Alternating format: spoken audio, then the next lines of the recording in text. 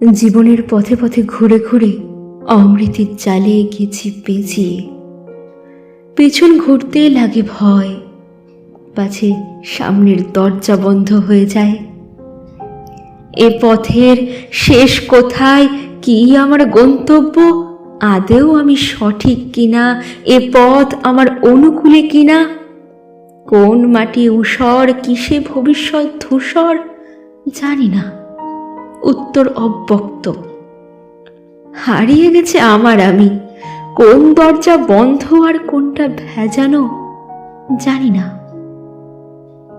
শুধু জানি সময় নেই, পিঠ দেওয়ালে ঘষা খেতে খেতে স্থিরতরিত নিচ্ছে জন্ম।